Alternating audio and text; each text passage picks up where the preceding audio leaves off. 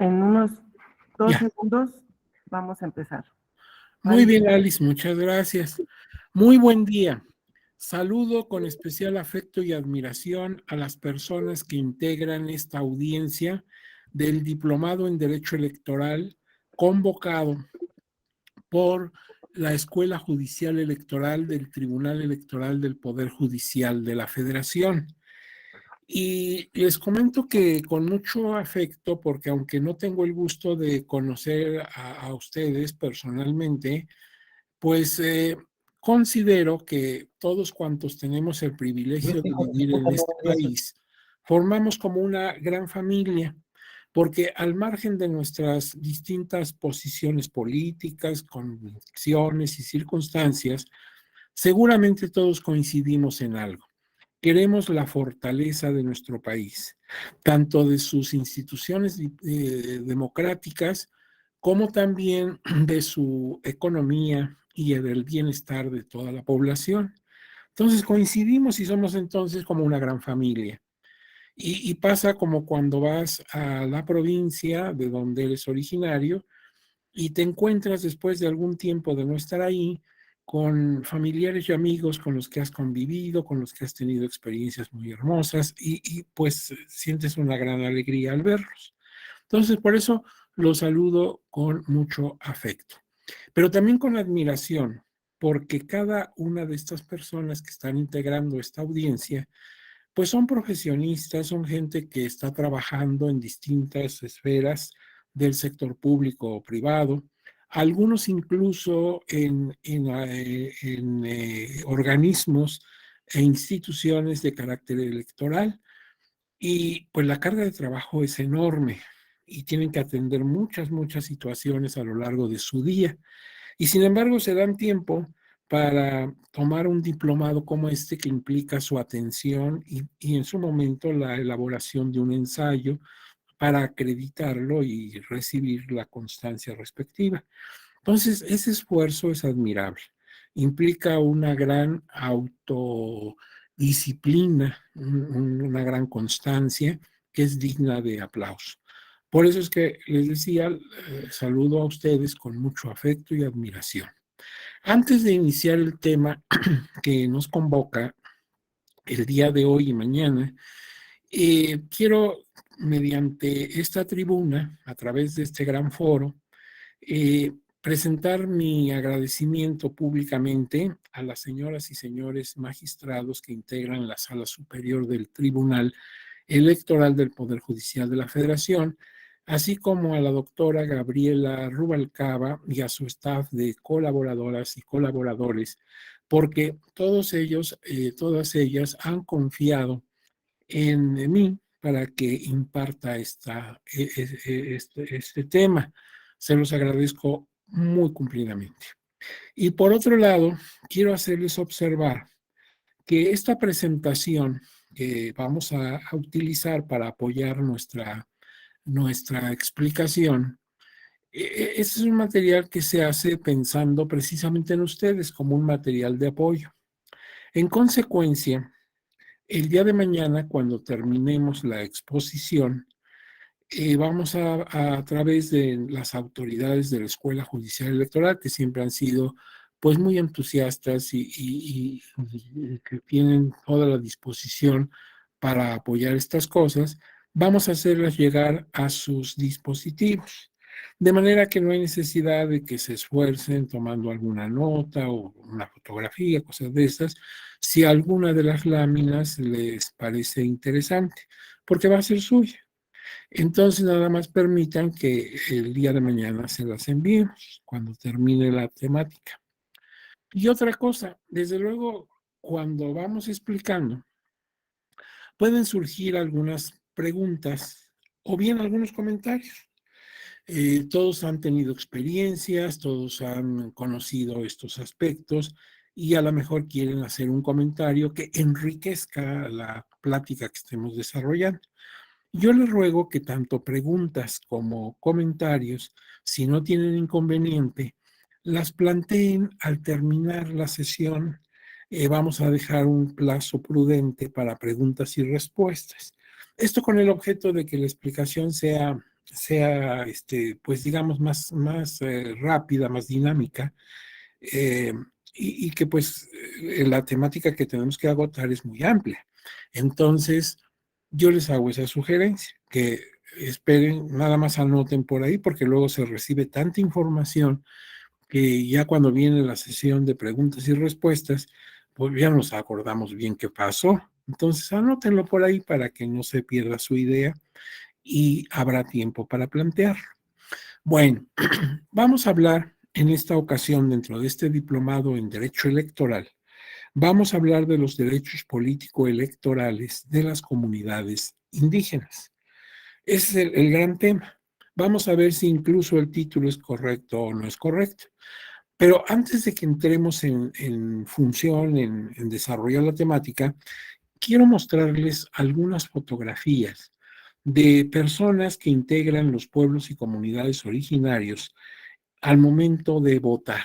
Ellos votan y de acuerdo al artículo segundo de la Constitución Política de los Estados Unidos Mexicanos, estas comunidades pueden, para elegir tanto a sus autoridades tradicionales como a sus autoridades oficiales o constitucionales, ya veremos adelante en qué consiste la diferencia, pueden hacerlo mediante el uso de sus propias tradiciones, lo que se llama usos y costumbres. Esto lo sabemos todos, pero bueno, vamos aquí a ver unas fotografías de algunas personas en comunidades originarias, cómo ejercitan su derecho haciendo fundamento en sus usos y costumbres. Por ejemplo, en la primera fotografía, ustedes aprecian a una dama, una señora ya de edad, que tiene en su mano un gis y está sobre una pizarra haciendo rayita. Es que si tú ves bien lo que está enfrente de la señora, te darás cuenta que ahí está el nombre de un candidato. Alcanzo a ver que dice Jaime Castro y luego a lo mejor Hernández o Herrera. Entonces la señora está poniendo una rayita en ese grupo. Quiere decir que ella apoya a este candidato. Y entonces ella pasa y hace su rayita en el pizarrón. Después se contarán las rayitas, tanto de ese candidato como de otros más. Bueno, también vemos esta otra película, esta otra fotografía, perdón, donde también hay una pizarra y pues puede ser hasta la misma de que se tomó con la persona anterior, pero aquí tú observa que hay otra señora que también está haciendo su raya para una opción de candidato. Nada más que lo que aquí quiero que ustedes observen es que esa pizarra que está recargada sobre una pared se encuentra en una especie de corredor, ¿sí? Dentro de un momento vamos a ver a qué corresponde ese edificio, ¿sí? Nada más quiero que vean que está sobre un corredor y sobre la pared han recargado el pizarrón y vamos a ver en qué lugar, en qué local se encuentra. ¿Alcanzan ustedes a ver ahí el escudo nacional en el frontispicio de la construcción? Es el Palacio Municipal. Entonces ahí se ha instalado el lugar donde va a acudir el pueblo a votar. Entonces, no estamos en presencia de casillas como estamos habituados, que establece el Instituto Nacional Electoral en distintos lugares de la población. Tenemos que ubicar en el encarte correspondiente en dónde vamos a votar según nuestro número de credencial, distrito, sección, etcétera. Sino aquí hay un lugar de concurrencia único. Bueno, ahí vemos personas que están sentadas en sillas de estas de tijera, esperando a pasar a votar, o en su caso, esperando a familiares que están votando. Luego vemos, por ejemplo, que también se puede a mano alzada. Esa es otra forma que desde luego no la tiene el sistema de partidos políticos. Pero entre los usos y costumbres, aparte de la rayita en el pizarrón, podemos ver ahí a las personas que están reunidas en la asamblea y que están levantando su mano, ¿sí? Ahí, pues lo que vemos o observamos es que es difícil contabilizar porque, pues, tendríamos que estar en un estrado o en alguna tribuna así para alcanzar a ver todas las manos, sobre todo las que están más alejadas del frente.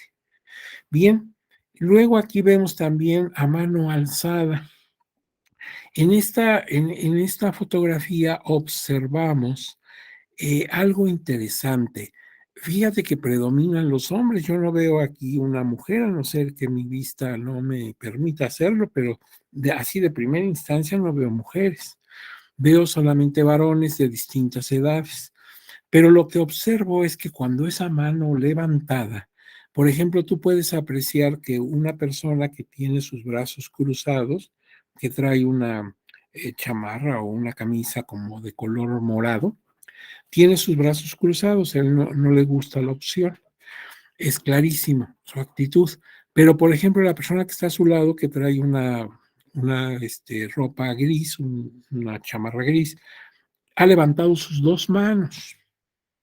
Quiero pensar que lo hace como para manifestar que está muy contento con la opción, es su candidato preferido, pero pues ya, si yo estoy contabilizando manos, ahí contaría 2 votos, si no me percato bien que esta persona ha levantado 2 veces la mano, es decir, ha levantado sus 2 manos, si lo alcanzan a ver. Tal vez lo hizo con intención o tal vez sin intención, pero puede confundir. Bueno. Luego vemos otra fotografía. Aquí vemos una señora que está depositando en urna. Por el atuendo de la señora y del señor que está a su lado, que está como observándola, se ve que por su indumentaria son gente de Chiapas. Y sí dice acá abajo, mira, dice San Juan Chamula. San Juan Chamula es una población que está por el rumbo de Tuxtla Gutiérrez, la capital. Entonces por ahí, por San Cristóbal Las Casas, por ese rumbo. Entonces son gente de pueblos originarios. Pero ¿qué está pasando ahí? ¿Cómo es que está votando en urnas? Porque hemos visto pizarrón, hemos visto mano levantada, pero esta señora pues aparentemente sería una votación a la que estamos habituados. Ha hecho su boleta y la está depositando. Bueno, lo que sucede es que también se puede tener ese sistema. En este caso, el instituto de allá, el OPLE de allá de Chiapas, ha proporcionado esas urnas, porque ellos quieren hacerlo en urna. Están actuando de acuerdo a sus usos y costumbres, pero ellos confían en la boleta, en la urna. Entonces, estos dispositivos no los pone la comunidad, sino los pone el instituto, desde luego por petición de la comunidad. Entonces, hay varias formas. Aquí ves, por ejemplo, la asamblea. La asamblea es el órgano esencial de los pueblos indígenas, es donde radica la voluntad popular. Y las decisiones de la asamblea son las fundamentales en este tipo de usos y costumbres. Vemos ahí a distintas personas, incluso vemos una persona muy joven, una dama muy joven, y en cambio vemos ahí en la primera línea a un señor ya de edad. O sea, la forman personas de distintas edades y de los géneros, o sea, no hay prevalencia de hombres y mujeres. Y ese es el cuerpo, digamos, toral o central, como lo vamos a ver, de estas comunidades. Aquí vemos otra vista de otra asamblea. Y vemos aquí, por ejemplo, algo muy curioso, fíjate, están votando. Y yo observo que en primer plano, porque atrás se ven algunas señoras, incluso hay una muy joven, pero que ya tiene un bebé en las manos, supongo que es su hijo. Pero si tú ves adelante, las personas que están, pues prácticamente uno es muy joven y el otro francamente es un niño. Y él también ha levantado su mano, ¿sí? Desde luego no lo está haciendo para hacer un fraude, obviamente que no, sino pues todos levantan su mano, él también levanta su mano. ¿Y por qué estaba en la asamblea? Pues porque va con sus papás, va con sus abuelos, no sé, y en la asamblea pues tienen acceso todas las personas, aunque claro, las decisiones las toman las personas mayores. Ahora bien, aquí tienes otra vez la urna, pero en este caso dice gobernador. En este caso no estamos en presencia de usos y costumbres, sino que este señor que nos está haciendo ahí ver que está metiendo su boleta en la urna, él está votando de acuerdo a sistemas políticos, ¿sí? A partidos políticos, porque las elecciones que son por usos y costumbres es para autoridades de municipio, o sea, ayuntamientos y sus autoridades tradicionales. Pero en lo que hace a diputados, a senadores, a diputados locales, diputados de la entidad federativa, o en lo que hace a señora gobernadora, eso es de acuerdo al sistema político. Entonces, estas personas tienen su credencial para votar igual que tú o que yo. Y cuando se trata, por ejemplo, esta persona está votando por la elección de gobernador de su estado, ahí no queda más remedio, con todo y que él está habituado a sus usos y costumbres, él tiene que acudir como cualquier persona que no fuera de pueblos originarios a votar por la opción que le parezca bien, pero dentro del sistema oficial, como lo hacemos tú y yo. Entonces, esto lo deducimos porque ahí dice gobernador. Ahora bien, aquí tienes también otra vista de la asamblea. Fíjate aquí, al contrario, aquí están predominando las mujeres, las hay desde algunas muy jovencitas hasta algunas personas de edad. Sí, por ahí se alcanza a ver algunos hombres, pero predominan las mujeres y también están tomando decisiones a mano levantada. Aquí vemos también mujeres, pero actuando en urnas. Es posible que se trate de las elecciones locales para gobernador, diputados, etcétera, o bien que se trate de sus elecciones tradicionales. Yo deduzco que son elecciones por partidos políticos, porque si ves no hay una urna, sino hay otra más ahí. Y les pasa como a nosotros cuando vamos a votar por diputados, senadores, presidente de la República, por ejemplo. Aquí vemos las mujeres con su voto. Esta sí es una elección de las ordinarias, de las que todos participamos. Le están dando su boleta y está viendo la opción que va a poner. Tienes aquí otro momento de una asamblea en donde están predominando los hombres y también es a mano levantada. Tienes aquí señoras formadas para el momento de votar.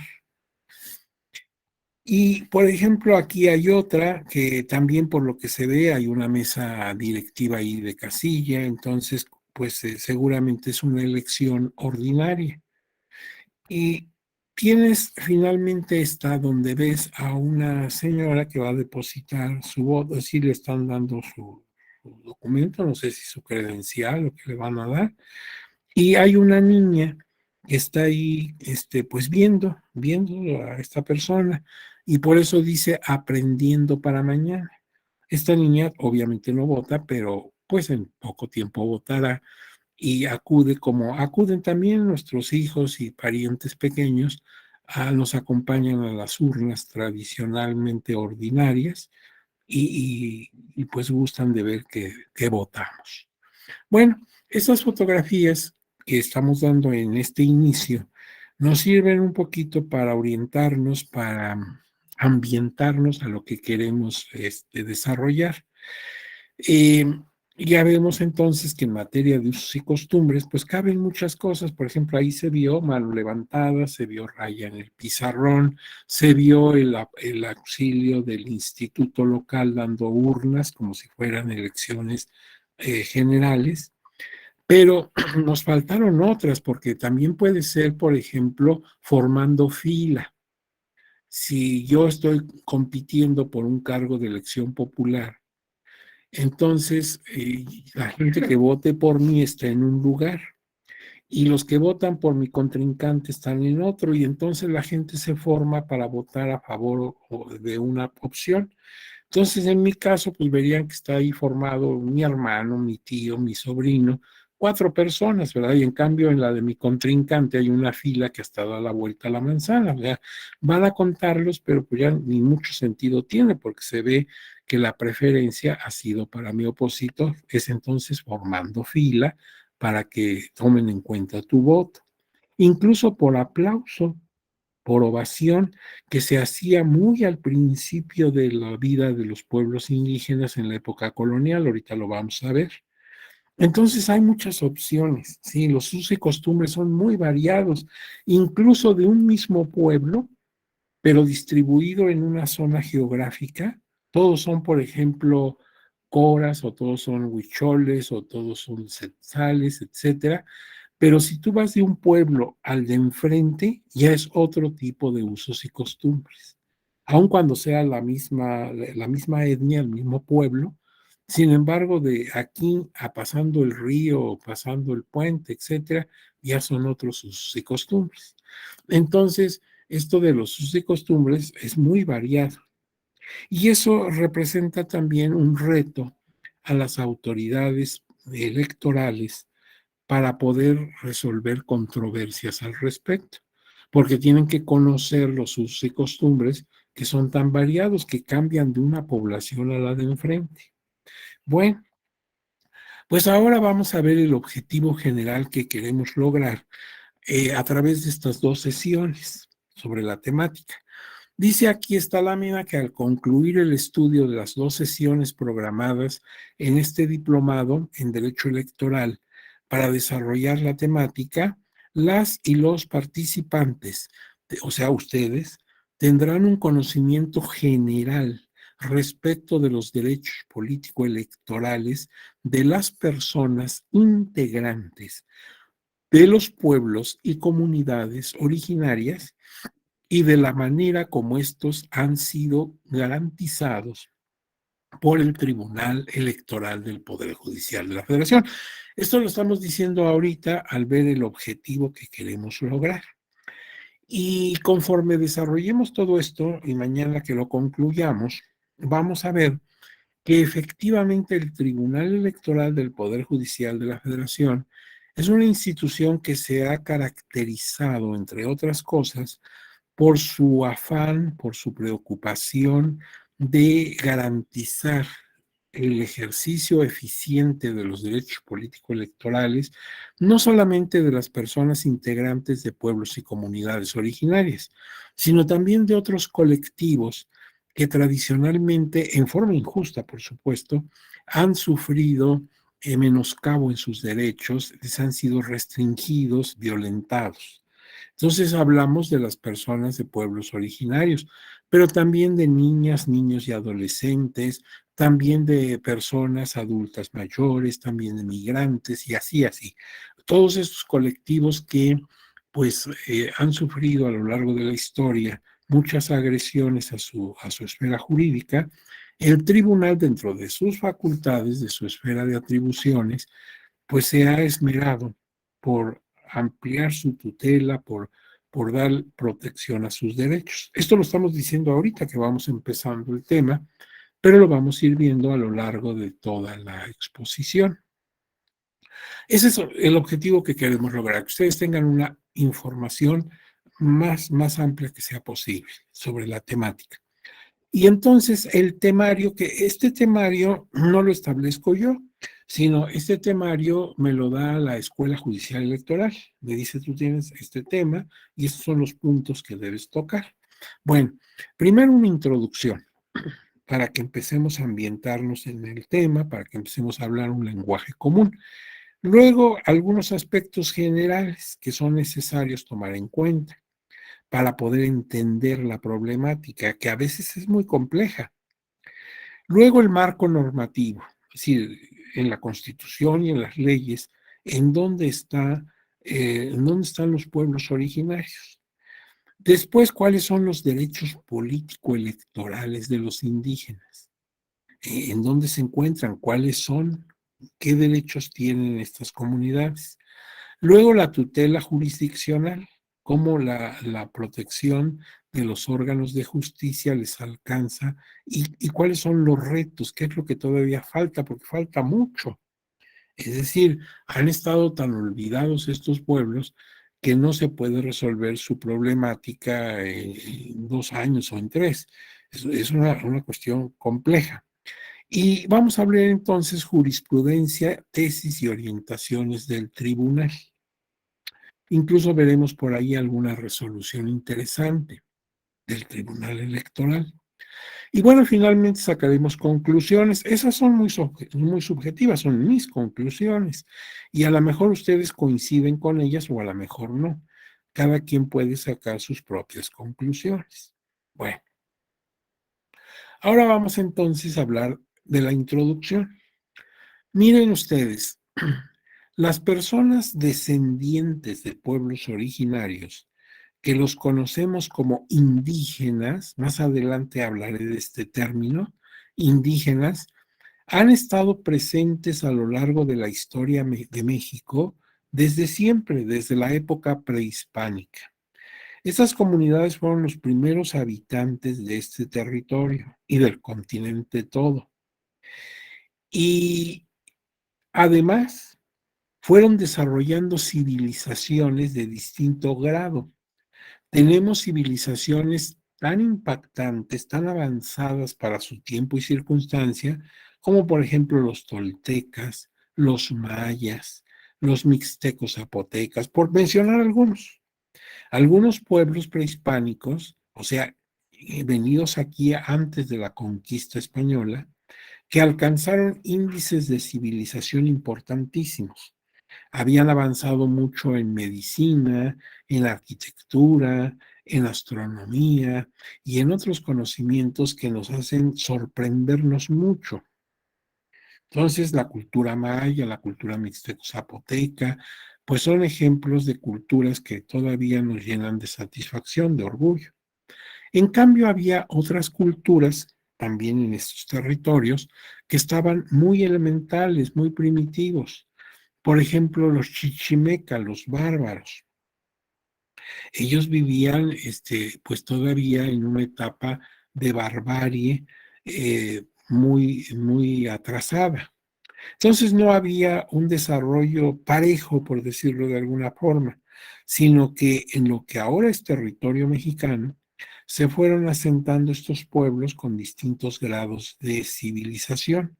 Algunos fueron contemporáneos, por ejemplo, los aztecas, los tlaxcaltecas y los purépechas de Michoacán, por decir algunos, fueron de la misma época. Otros, en cambio, no. Entre un pueblo y otro, en su desarrollo cultural, se los separan los siglos. Por ejemplo, los olmecas, que fue la primera civilización o gran civilización de estas regiones, la cultura madre, pues es muy anterior a los aztecas. Entonces no fueron contemporáneos. O sea, hay de todo, hay un panorama muy complejo.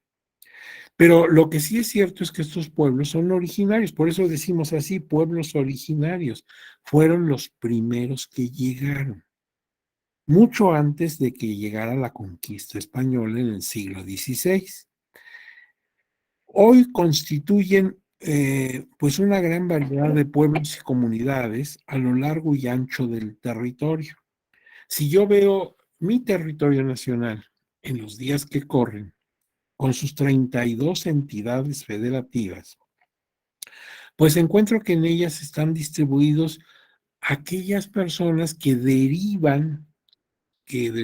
tienen sus lazos de origen en aquellos pueblos prehispánicos. Y están distribuidos de una manera muy irregular. Hay estados que tienen mucha población indígena, como Oaxaca, como Chiapas, como Nayarit, y algunos otros más, y otros que casi no tienen población indígena o no es muy representativa, como Aguascalientes, por ejemplo. Entonces, la distribución de los pueblos que derivan de los originales también es pues muy irregular y depende de muchos factores históricos, culturales, económicos, etcétera. Pero en general, a los días que corren, son grupos marginados en lo económico, en lo político, lo social y peor aún en el ámbito jurídico. Tienen muchas carencias estos pueblos. Ahora bien, a pesar de haber ocupado esta porción del continente en forma original, como lo hemos dicho, el hecho de que fueron conquistados por España a partir del siglo XVI quedaron prácticamente excluidos de la integración y preocupación de los grupos de poder en cada una de las etapas históricas del país. Entonces la conquista vino a interrumpir su desarrollo que hubieran tenido sin la presencia de los españoles. Y esto hizo que quedaran marginados. Claro, los conquistadores establecieron sus propias instituciones, su propia religión, su idioma, su manera de ver la vida. Y estas comunidades quedaron apartadas, no tenían cabida, no tenían participación importante en las estructuras económicas, políticas y sociales de la época. Pero esto se prolongó después de la independencia, o sea, ya sin la presencia de los españoles, ahora con los nuevos grupos de poder establecidos en el nuevo país. Es cierto que en la época de la dominación española, los 300 años que duró la colonia, se establecieron políticas de protección y de normas tutelares para los indígenas. Más adelante vamos a ver algunas disposiciones que hicieron los españoles poner en vigencia y que trataban de proteger a los indígenas. Pero lo único que se logró con esto fue mantenerlos en estado de debilidad social y dependencia asistencial, porque precisamente proteger es pues generalmente contraproducente. Se protege al débil, se protege al que no puede, y entonces vamos a crear una dependencia. Primero una cultura, tú eres inferior, tú eres débil, yo tengo que protegerte. Entonces voy a crear en ti una mentalidad así, de dependiente, de debilidad, y esto se va a prolongar. Entonces, de momento sí resuelvo tu problema, te ayudo, te protejo, te doy medios para sobrevivir. Pero cuidado, porque entonces tengo que prolongar este apoyo durante mucho tiempo porque no te he enseñado a ser autosuficiente, a superar esa debilidad. Y esto lo podemos ver entre personas y lo podemos ver ya en una política de Estado. Entonces, lo que hizo la ley y lo que mucho tuvo que ver la iglesia de proteger a los indígenas, pues en realidad terminó por hacerlos dependientes y débiles. O sea, no había que protegerlos, había que incorporarlos de lleno y de plano al nuevo estado de cosas. La conquista fue inevitable, ya se dio y ya no podemos retroceder. Hemos estado formando entonces un nuevo país con otras estructuras, con otra religión, con otras leyes. Bueno, pues incorpora a estas personas, dale sobre todo un papel dentro de esas estructuras, hazlos formar parte de ellas, porque si los mantienes en protección, pues en protección se van a quedar como se quedaron los 300 años de la conquista, de la colonia. Ahora bien, incluso en la época colonial se establecieron lo que llamaron los españoles repúblicas. Hoy la palabra república tiene para nosotros otra connotación. Una república la entiendo como un país, y así hablo de la República Mexicana o de la República de Panamá. Pero en la época que estamos hablando, en la época colonial, república es una comunidad autónoma. Y entonces, en las leyes de la época se hablaba de repúblicas de españoles y repúblicas de indios. Esto para que estos conglomerados vivieran separados. La idea era pues muy especial, decían ellos, mira, los indígenas son buenas personas, ellos están acostumbrados a vivir con sus familias y en términos generales son gente pacífica, trabajadora, limpia, interesada en mantenerse en forma institucional. Lo que puede suceder es que al contacto con los españoles, pues adquieran algunas malas prácticas a las que no están habituados. Por ejemplo, los españoles eran muy dados al juego de azar, a los dados, la baraja, todo eso, y esto pues ocasiona pleitos, riñas, desorden social. Entonces lo mejor es que no se contaminen, diríamos hoy, sino que vivan en su estado de pureza. Esa era la idea de algunos religiosos como Vasco de Quiroga, Bartolomé de las Casas y muchos más, que crearon comunidades utópicas donde los indios eran buenos, ellos cuidaban como pastores de la iglesia a esas comunidades y les enseñaban a desarrollar su economía, enseñándoles algunas artesanías y alguna forma de practicar en una economía de autoconsumo, pero todo bajo la dirección de los religiosos. Entonces, pues estas comunidades, estas utopías, sí funcionaban mientras vivía el religioso que las formó, pero cuando murió finalmente Vasco de Quiroga, Bartolomé de las Casas, etcétera, pues esas comunidades quedaban ya sin cabeza y eran víctimas de agresiones, etcétera. Y fíjate que eso de vivir en distintos lugares, por ejemplo, los que eran europeos, no necesariamente españoles, pero eran blancos o descendientes de europeos, pues vivían en las grandes ciudades, en las repúblicas de españoles. Vivían en San Luis Potosí o en Durango o en Zacatecas. En cambio, las repúblicas de indios se daban en las poblaciones pequeñas donde vivían indígenas.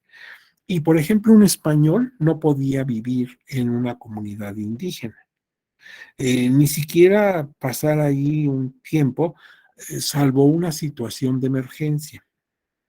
Si una persona de origen europeo eh, tenía un percance en el camino, por ejemplo, se descomponía su carruaje o se sentía enfermo o había un temporal que le impedía seguir el viaje, se le permitía como excepción quedarse en una república de indios, pero una vez que pasara la emergencia debería retirarse. A su vez, los indios no podían vivir en las ciudades de españoles, salvo para servicio doméstico. Y si se trataba de mujeres, deberían estar acompañadas de un hombre de respeto de su casa.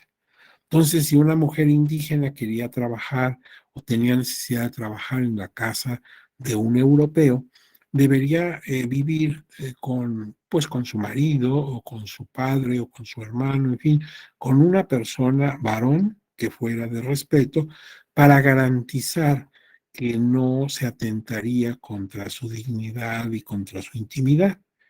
Estas disposiciones están en las leyes de Indias, en la famosa compilación de los reinos, de leyes de los reinos de las Indias de 1680. Entonces, la idea era proteger a los indígenas para evitar que el contacto entre ambos grupos pudiera perjudicarlos en el ejercicio de sus derechos consuetudinarios y en sus buenas costumbres. Siempre que, claro, esas buenas costumbres, esas prácticas, no fueran en contra de las leyes de los propios españoles, las leyes dictadas desde la corona, ni tampoco las normas de la fe católica. Entonces les decían, ustedes pueden vivir de acuerdo a sus tradiciones, de acuerdo a cómo estaban acostumbrados antes de la llegada de los españoles. Nada más procurando, vamos a estar muy celosos de esto, procurando que no sus costumbres vayan en contra de alguna disposición europea, ni tampoco contra la fe católica. Este es el origen de esos usos y costumbres, ¿sí? O sea, ellos van a tener un régimen jurídico diferente al común de la población. Lo cierto es que esa política, como ya lo hemos dicho, favoreció su aislamiento y su falta de desarrollo. Porque si tú lo ves, si yo estoy formando repúblicas de españoles, repúblicas de indios, te darás cuenta de que los indios quedan separados. Y entonces conservan, no tienen transculturación. La cultura es un instrumento como el comercio. Se practica frente a los demás y eso lo enriquece. Tú lo viste ahorita, vamos a hacer aquí una digresión pequeña. Nos enfrentamos a una pandemia. Tuvimos que guardar nuestra casa, estar encerrados, no teníamos forma de salir, era peligroso. La economía se detuvo y afectó a muchas personas al grado que pues quebraron sus negocios, ya no pudieron seguir. ¿Y qué nos dicen ahora? Mira, si ya bajó el contagio y aunque te tomes claro sus precauciones del cubrebocas, ese tipo de cosas, tú sal a la calle porque al estar en la calle aceitas, por decirlo así, a la economía. Ya compraste una cosa, ya te subiste a un transporte público, en fin. Entonces la economía se mueve. ¿Y por qué es necesaria tu participación? Porque eres parte de ese movimiento. Bueno, así como pasa con la economía, pasa en la cultura.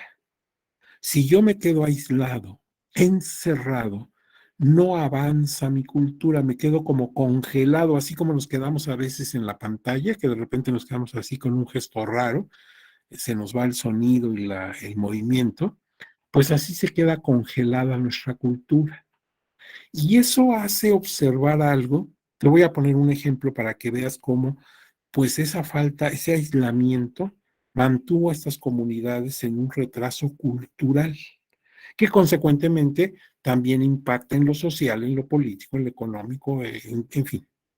Mira, cuando yo hablo con una persona netamente de estas comunidades, gente de ahí, hablan un español muy extraño, los que son bilingües, los que tienen además de sus lenguas originales, también tienen el español. Pero yo me fijo y a veces hasta lo criticamos o lo hacemos en comedia como una cosa divertida, como hablan los indígenas. Pero fíjate que ese es el lenguaje del castellano, no del español, sino del castellano del siglo XVI, que aprendieron de los religiosos que les enseñaron no solamente la fe católica, sino también algunas cosas culturales importantes como el lenguaje. Ese es el castellano original, que nosotros ya no hablamos. Tú, por ejemplo, no dices venistes, juistes, trujieron, ansina. Tú no hablas así, pero así se habla el castellano. Si tú te vas al Quijote de la Mancha de Don Miguel de Cervantes Saavedra o te vas a las cartas de relación de Hernán Cortés, verás que así dice. Y trujieron esto, ansina. Pues ese es el castellano.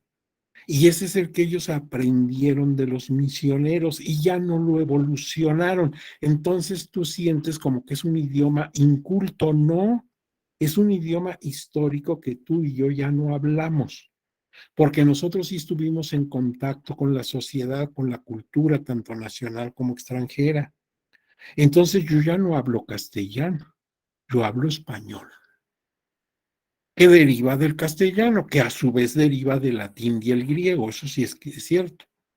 Pero te he puesto este ejemplo para que veas cómo ese aislamiento mantuvo a estas comunidades sin la posibilidad de un contacto social.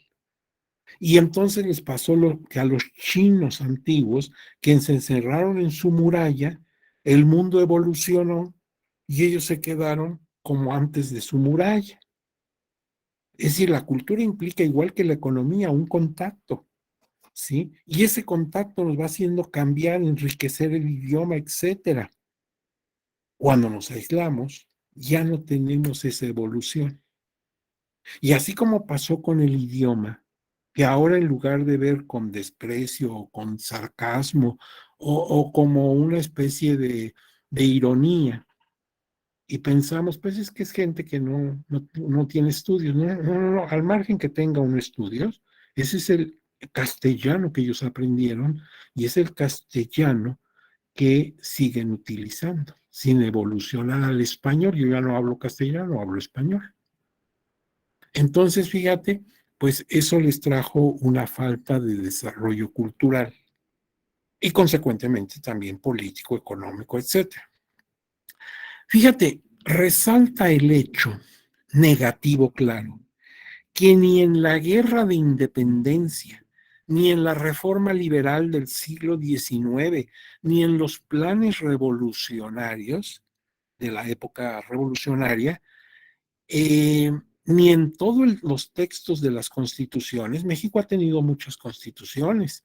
La de Cádiz, cuando todavía éramos colonia española, de 1812, la de 14 de Apatzingán en Guerra de Independencia, la de 24 y así hasta llegar a la de Querétaro de 1917.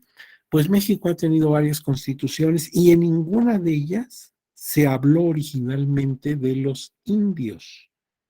No se les menciona.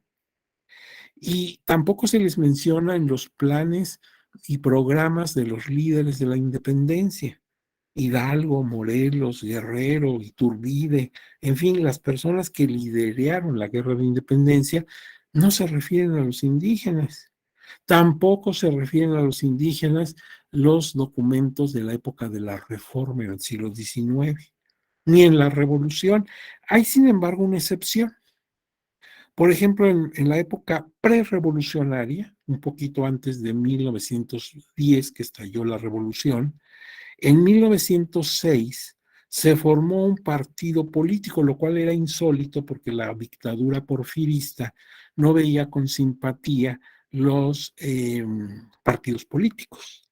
Sin embargo, don Ricardo Flores Magón, un oaxaqueño ilustre, formó un partido que le llamó Liberal Mexicano y en 1906 lanzó un manifiesto y plan de ese partido, donde decía que México necesitaba grandes cambios, que ya había necesidad de dejar a un lado la dictadura diista y formar pues un país con otras características.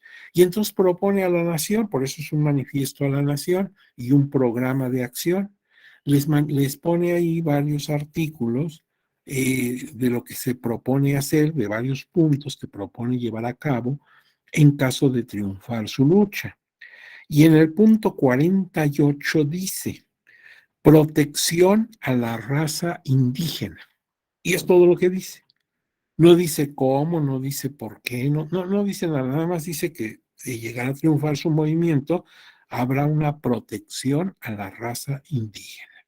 Y es la única mención esta que hace don Ricardo Flores Magón respecto a los indígenas. No encontramos ni en Madero, ni en Carranza, ni en ningún otro caudillo de la revolución alguna mención específica para este colectivo. Consecuentemente, los indígenas han permanecido en estado de invisibilidad. Los vemos y no los vemos, como pasa también y pasó mucho tiempo con las mujeres, con los niños, niñas y adolescentes, con los migrantes y con todos esos colectivos que han sufrido discriminación. Están ahí, todos los días los vemos, pero pues no los vemos, son invisibles. Así pasó con los indígenas, ahí estuvieron siempre desde la prehispanidad y no se les tomaba en cuenta hasta últimas fechas. Entonces, ¿cuándo empezaron los indígenas a ser visibles? ¿Cuándo ya los pudimos ver? Pero no nada más verlos como ver los árboles o ver el paisaje, sino verlos en el sentido de interesarte por su problemática. Pues ya muy tardíamente, cuando terminó la Segunda Guerra Mundial. La Segunda Guerra Mundial terminó en 45 con la rendición incondicional de Japón. Entonces, a esas alturas, el mundo estaba destruido. Europa estaba en varillas, ¿sí? Se había acabado todo. Ahí están las fotografías y documentales de la época.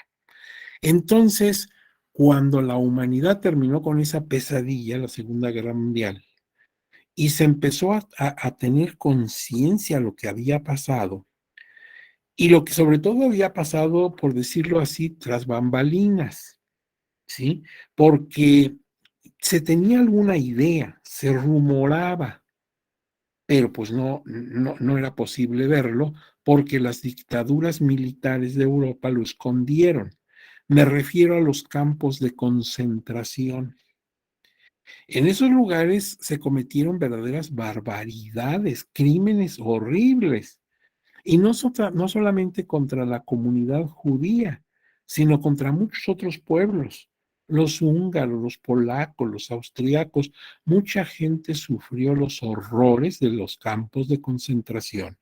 Entonces, cuando esto salió a la luz, porque la dictadura nazi se derrumbó, y entonces conocimos en los juicios de Nuremberg cosas que no nos podíamos imaginar que ocurrieran en pleno siglo XX, pues surgió la opinión unánime de ya basta, nunca jamás, esto no se debe repetir, esta barbarie.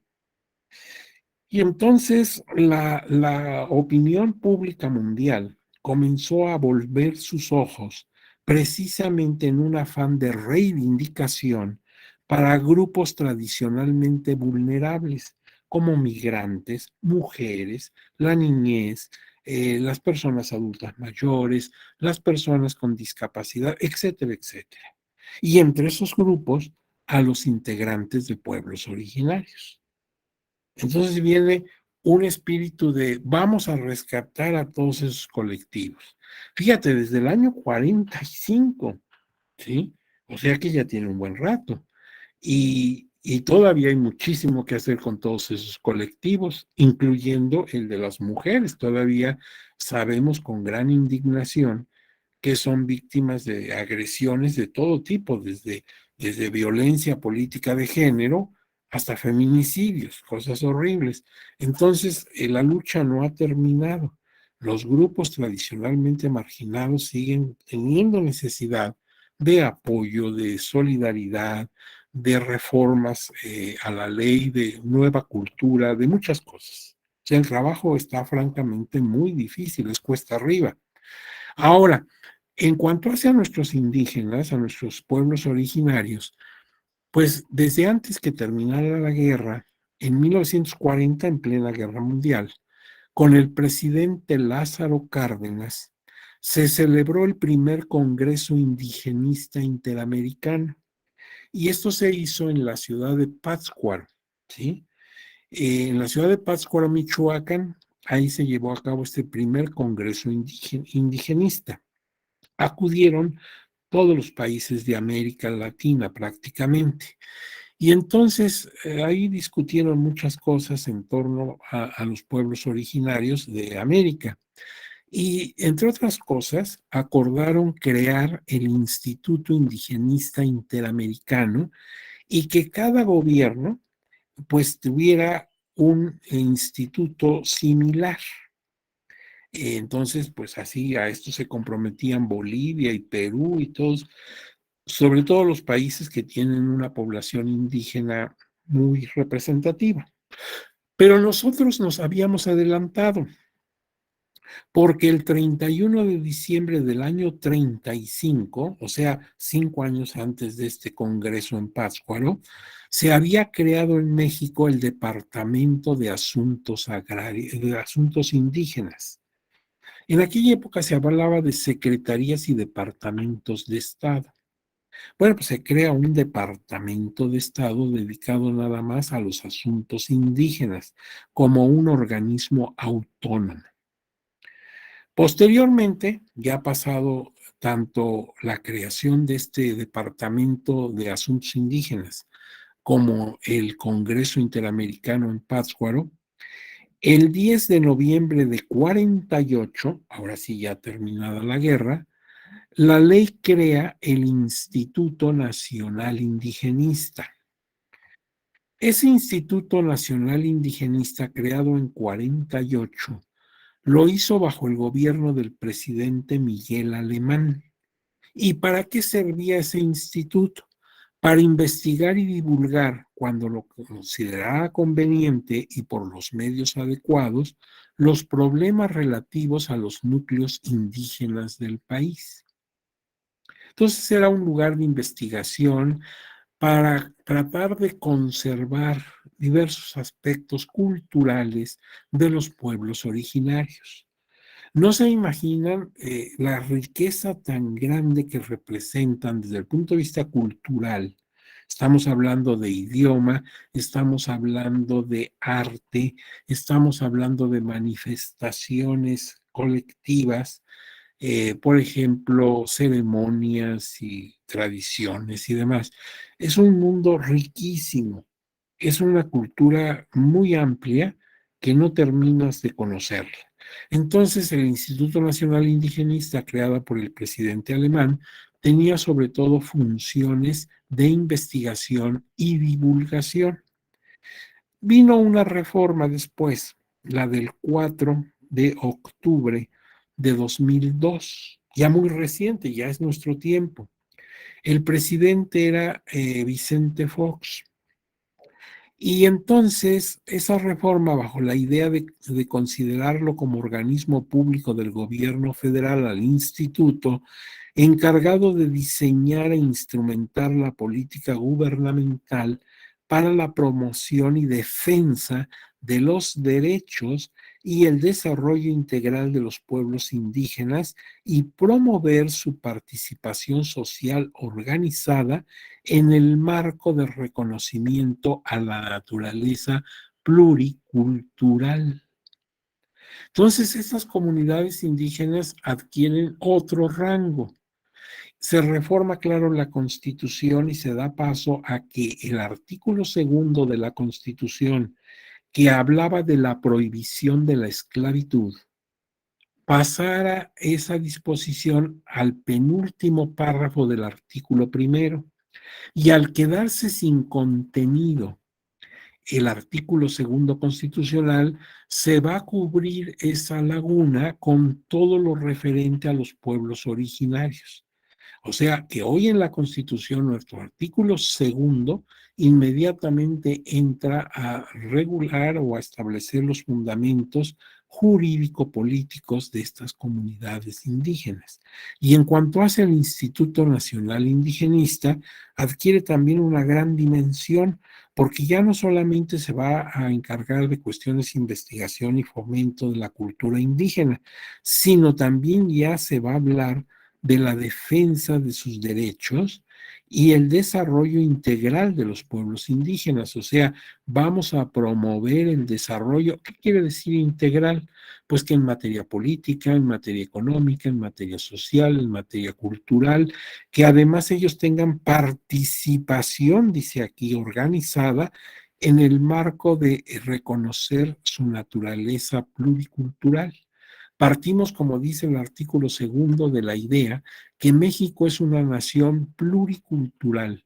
Somos muchas culturas que convivimos en este territorio y que tenemos igualdad jurídica, tanto las personas que no somos indígenas como las personas que sí lo son.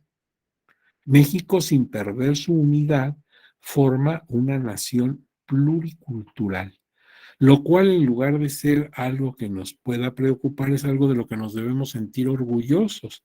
Tenemos una cultura amplísima, que realmente es muy difícil que una persona en lo particular pueda captar toda esa riqueza. Ahora bien, ya hace apenas unos días, digamos, o sea, casi ayer, el 15 de diciembre de 2018, fue publicado en el Diario Oficial de la Federación la creación del Instituto Nacional de los Pueblos Indígenas. Esto ya es en el régimen del presidente actual, del presidente López Obrador. Y ya claro que queda desplazado el anterior, el Instituto Nacional Indigenista, ahora se llama Instituto Nacional de los Pueblos Indígenas.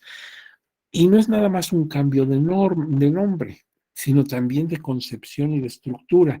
Se trata de un organismo descentralizado, no sectorizado, a alguna Secretaría de Estado, que forma parte de la administración pública y que está dedicada a atender asuntos de los pueblos indígenas y de los pueblos afromexicanos.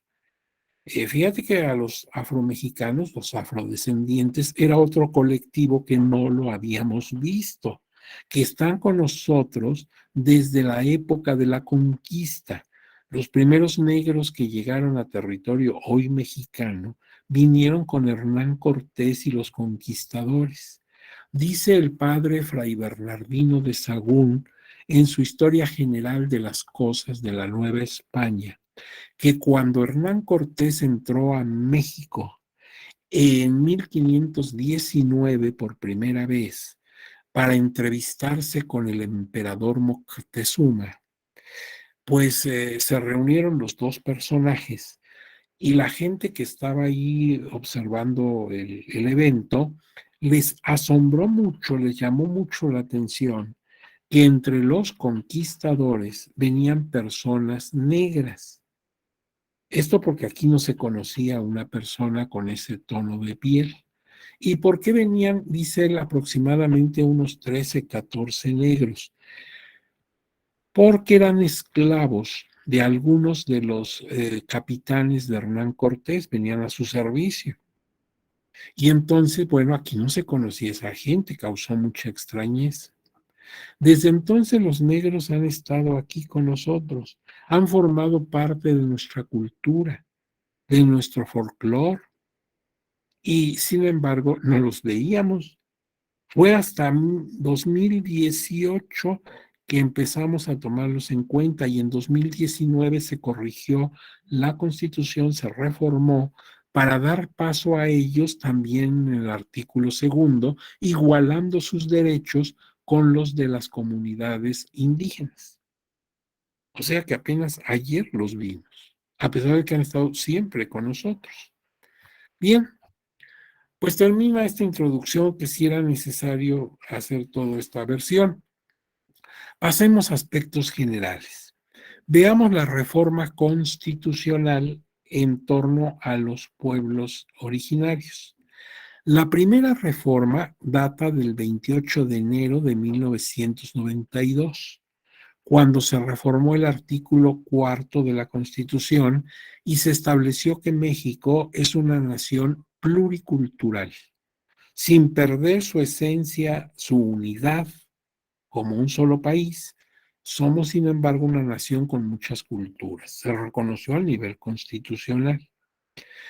La segunda reforma es del 14 de agosto de 2001, cuando el artículo segundo quedó sin contenido porque le quitamos lo referente a la esclavitud, lo pasamos al penúltimo párrafo del artículo primero, y al quedarse sin contenido, colocamos ahí pues toda la definición de pueblos y comunidades indígenas, la identidad indígena, la libre determinación de los pueblos indígenas y todos los derechos de los pueblos originarios quedaron ahí. Tercero, la reforma del 22 de mayo de 2015, también el artículo segundo, para establecer los derechos político-electorales de los indígenas.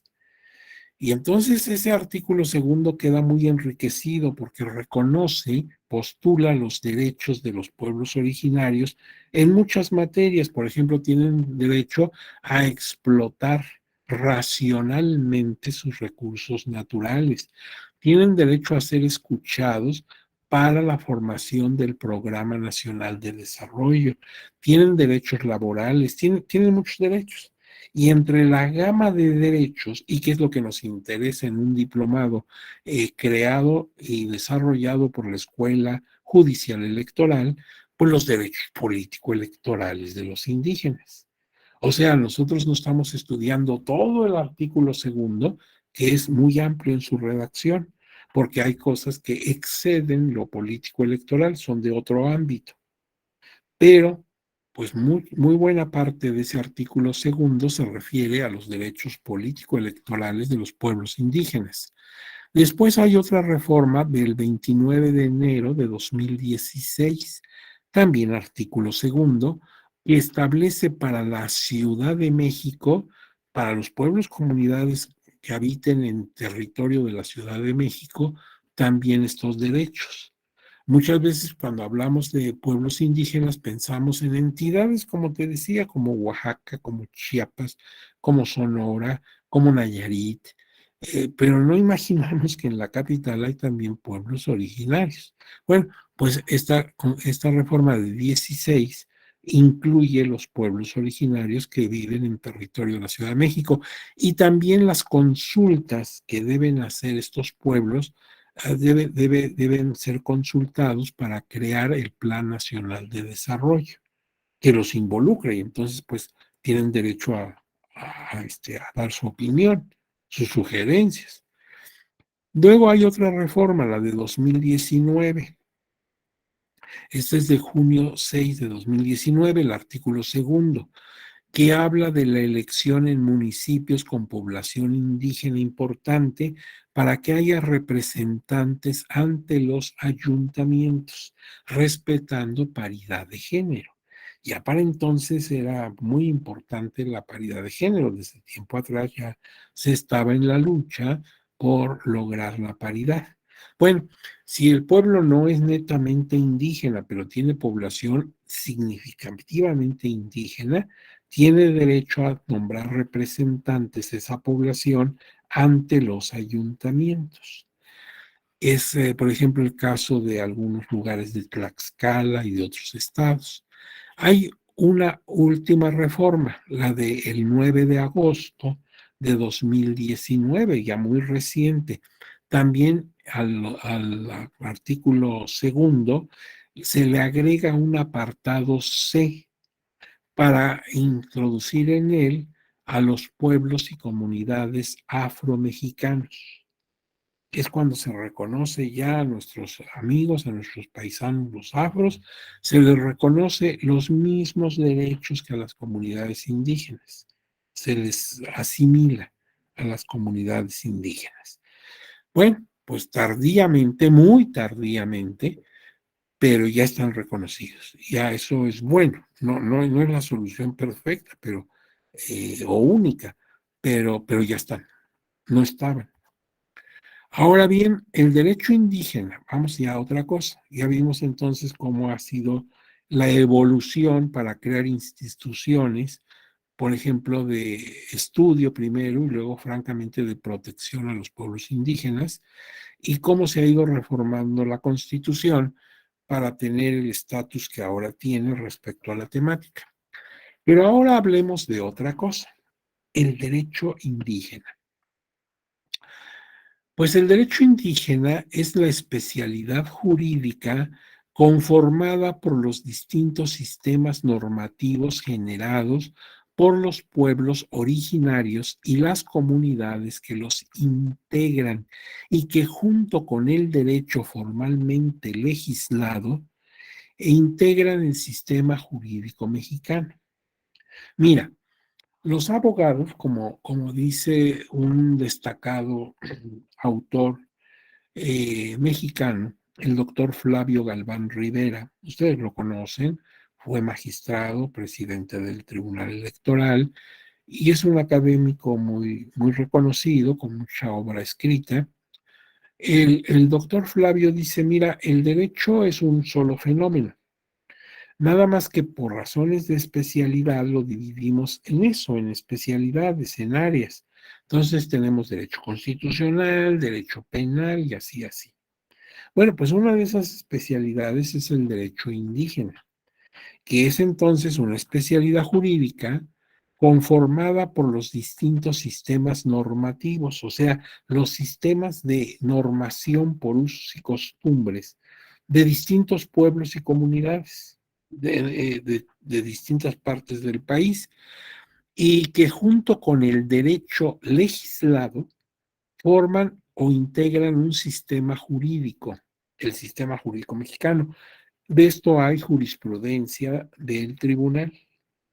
Es decir, cuando yo hablo del sistema jurídico mexicano, lo primero que pienso es la Constitución, las leyes federales y en fin. Pero dentro de ese sistema hay un apartado, los usos y costumbres de los pueblos indígenas que tienen todo el derecho de vivir con ellos, con las limitaciones que vamos a ver, y forma parte del sistema jurídico nacional. O sea, no es algo raro, no es algo perdido en el espacio, sino que forma parte del sistema jurídico mexicano.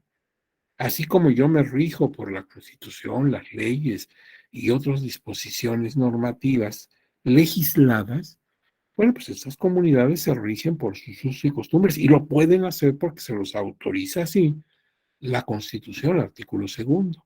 Entonces, esos usos y costumbres forman parte del sistema jurídico nacional y todo este paquete lo vamos a estudiar en esa especialidad jurídica que llamamos derecho indígena. Esto me lleva a una consideración muy especial. Voy a hablar de 3 especialidades jurídicas.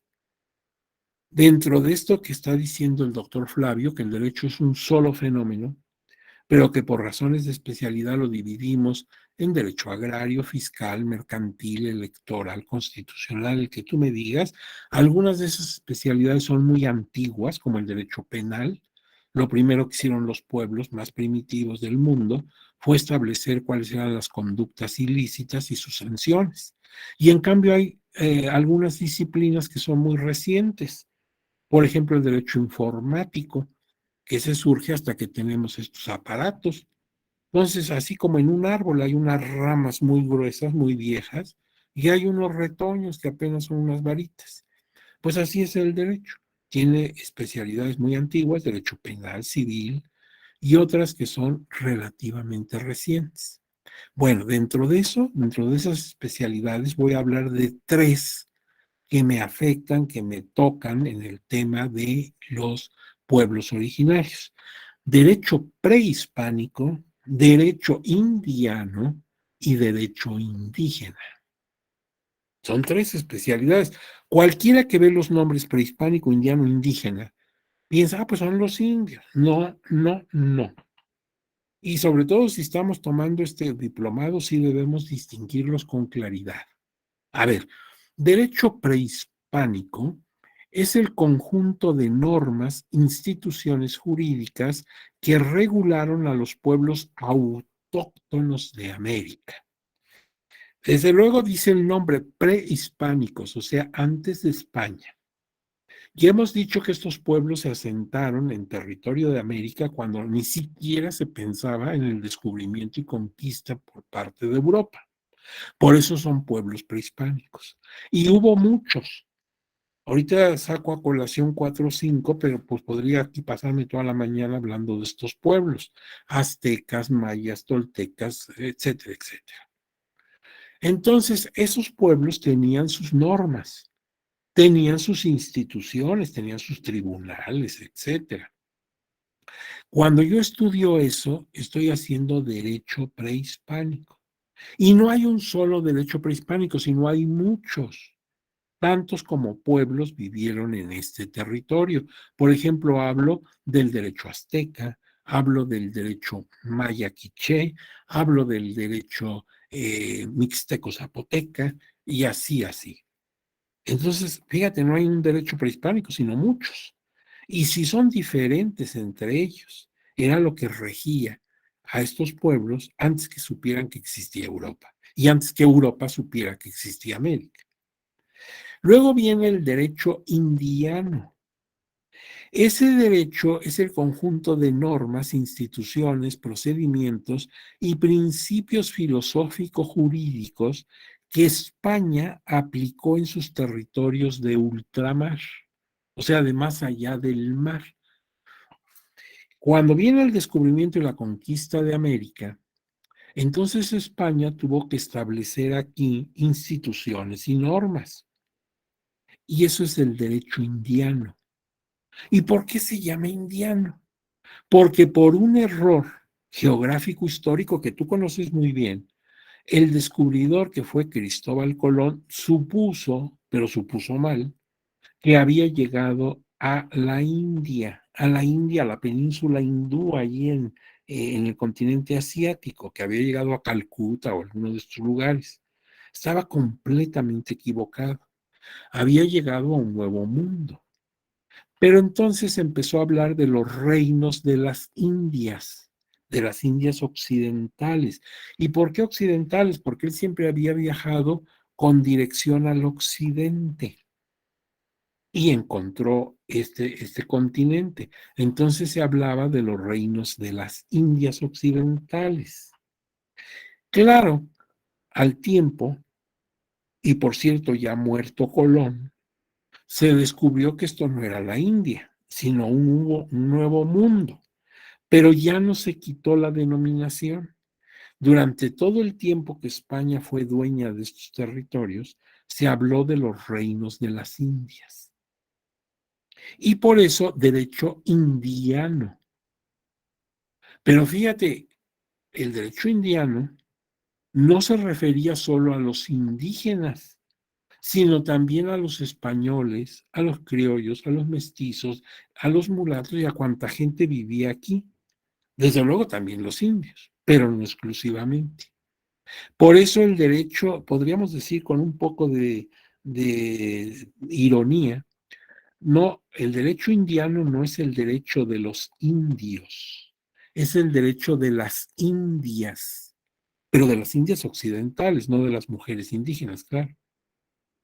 Entonces te das cuenta que ya no es lo mismo que derecho prehispánico y que aunque se llame derecho indiano, comprende a los indígenas, pero a gente que no era indígena, como los españoles, criollos y otras castas que vivían aquí.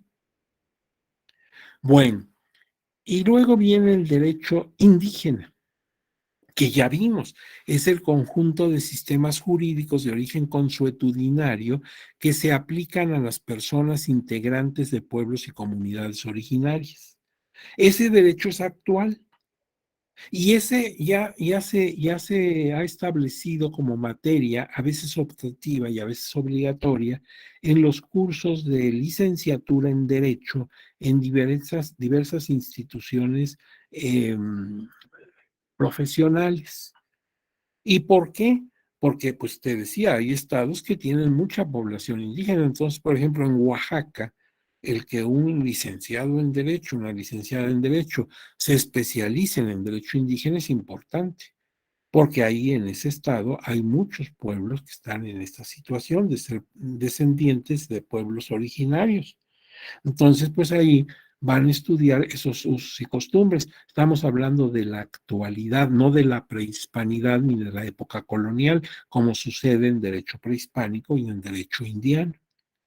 Entonces, si tú lo ves, esto que cuando apareció la lámina me parecía que era lo mismo, que eran indígenas en general, pues resulta que ya no. Sí hay distinción entre derecho prehispánico, derecho indiano y derecho indígena. Ahora bien, hablando un poco de cómo evolucionó el tratamiento a los indígenas a lo largo de nuestra historia, así a grandes pinceladas, pues podemos decir que la política de Estado, primero con España y después ya sin España, ha variado mucho en el tratamiento a los pueblos indígenas. Mira, primero fue de exterminio y dominación. Primero fue la conquista, imponernos una cultura que venía de otros territorios. Esto fue en la primera mitad del siglo XVI, los años de 1500. Esto de exterminio hay que tomarlo con cuidado. La posición de España no era matar indios, como sí fue la política de la corona inglesa en territorio que ahora es de Estados Unidos. El mejor indio es el indio muerto. Bueno, España no tuvo esa política. Sin embargo, sí hubo exterminio, pero no por la espada necesariamente, o por los fusiles, los mosquetes de la época, sino porque el unir estas dos razas sí trajo consecuencias a la salud de nuestros indígenas. Había enfermedades que no se conocían aquí y no teníamos anticuerpos. Eso lo sabemos hoy, pero no lo sabían en el siglo XVI. Entonces se dejaron venir pestes que afectaban únicamente a la población indígena y que exterminaron a gran cantidad de indígenas. No porque España quisiera matarlos, sino porque precisamente fueron víctimas de estos primeros encuentros de dos etnias que venían de distintos lugares. Bueno, pues entonces, por eso se habla de exterminio y dominación. En la segunda mitad de todavía el siglo XVI viene otra política implementada por la corona española: protección y aislamiento. Ya hemos hablado de él. Protegemos al indio y lo mantenemos aislado para que no se contamine de las malas prácticas de las comunidades europeas, las famosas repúblicas. Luego tenemos discriminación y marginación. Los vamos a discriminar, los vamos a ver menos y desde luego no los incorporamos a las estructuras sociales, políticas y económicas de la época. Esto se da en el siglo XVI, del siglo XVII y parte del XVIII y del XIX. Luego ya, en el tiempo del México independiente, ya no es España, es México independiente, los primeros gobiernos, segunda mitad del siglo XIX, despojo y marginación. Las élites ven con desprecio a los indígenas. Lo que menos quiere la gente es parecer indígena. En la época, por ejemplo, de Don Porfirio, tú ves en los periódicos que se anunciaban cremas para blanquear la piel, porque se consideraba afrentoso que fueras de piel apiñonada, de piel morena. No, eso era ser indígena y lo que menos se quería era ser indígena. Y entonces pues hay marginación, hay desprecio a la comunidad indígena. Don Porfirio Díaz incluso hace una política muy curiosa. Quiere que los indígenas o poblaciones indígenas ya no usen el calzón de manta, que era típico de estas comunidades. Los hombres ya no van a usar ese calzón pantalón de manta, porque se ven feos, son indígenas. Vamos a modernizarlos, que usen pantalón común y corriente como las personas que no lo son. Desde luego no lo logró, la gente siguió vistiendo así, porque pues es un problema de cultura y es un problema también de economía. Pero bueno, esto nos da a ver el menosprecio que merecían los pueblos indígenas. Pero además dice algo aquí muy grave: despojo. Se les despojó de sus tierras comunales. Fíjate qué ironía. Los españoles no despojaron a los indios de sus propiedades. Los mexicanos ya independientes sí. Y entonces, claro, pues hubo levantamientos de pueblos indígenas que se rebelaban contra ese despojo. Es típico que en Sonora, los yaquis, los mayos y otros pueblos, y también en Chiapas, los lacandones y los chamulas, etcétera, se alzaron contra ese despojo, pero eran brutalmente reprimidos, sancionados, muertos. Entonces se les despojó de sus tierras. Lo que no hicieron los españoles, hicieron los mexicanos ya independientes. Luego, en la segunda mitad del siglo XX, en la primera mitad, hay una idea ya en los gobiernos postrevolucionarios de asimilar a los indígenas, de incorporarlos a la cultura, digamos, occidental europea, que dejen de ser indígenas, que bajen a las ciudades, que se integren a estudios y trabajos propios del mundo occidental y vayan dejando ese pasado indígena. Esto tampoco resulta. Incluso esto lo intentó Canadá en un momento dado. Canadá también tiene una población indígena muy abundante. ¿Y qué pasó ahí? Pues que el pueblo canadiense no estuvo de acuerdo, porque decían: el indígena que deje de serlo, que se sitúe en las ciudades, podrá tener un descuento en materia fiscal y facilidades para conseguir una casa. El caso es que deje la calidad indígena y se incorpore al mundo occidental. Bueno, los que no eran indígenas protestaron y dijeron: oye, ¿por qué el tratamiento fiscal diferente? Yo también soy canadiense, aunque no sea indígena. Si vas a bajar impuestos, no los bajas a todos. Y luego, además, en los organismos internacionales, Canadá fue acusada de etnocidio, de que estaba acabando con pueblos y culturas indígenas. Así como cuando, mal hecha la comparación, porque las personas son diferentes a los animales, pero es como cuando se nos pierde una especie animal. se extingue una especie, pues es un problema para toda la humanidad, porque ya no tendremos la oportunidad de tener ese espécimen. Bueno, pues así también toda la humanidad pierde si se pierde una lengua o una cultura indígena. Entonces, Canadá fue acusado en los organismos internacionales de estar causando un etnocidio cultural. Total que tampoco Canadá encontró una puerta accesible que hacer con los indígenas. Entonces nosotros aquí en México, en la segunda mitad del siglo XX, hay otra política, la visibilidad, de empezarlos a ver, pero a ver con ojos de saber qué está pasando contigo, porque siempre has estado ahí, pero no te veía. Como cuánta gente que está a tu alrededor, que todos los días la saludas y no tienes ni idea de en qué problemas está, cuál es su problemática, sus aspiraciones, sus limitaciones. O sea, la ves y no la ves. Bueno, pues vamos a empezar a ver a los grupos indígenas y a reconocerlos, sobre todo a reivindicar sus derechos. Y ya la última política, que ya es de este siglo, el siglo XXI, es el de dar a ellos la calidad de autonomía, que sean autónomos, pero una autonomía incluyente, una autonomía que los incluya dentro del sistema nacional, entendiendo nuestro país como una entidad multicultural, como ya lo dijimos en otras ocasiones. Entonces ha ido variando la política. Y ya no solamente cuando estuvimos con España, sino ya después cuando estuvimos solitos, que ya no había España de por medio. Ahora bien, yo te dije cuando empezamos a ver esto, que eso de indígena lo platicaríamos más adelante. Ha llegado el momento. ¿De dónde viene la palabra indio? Y de ahí, claro, indígena.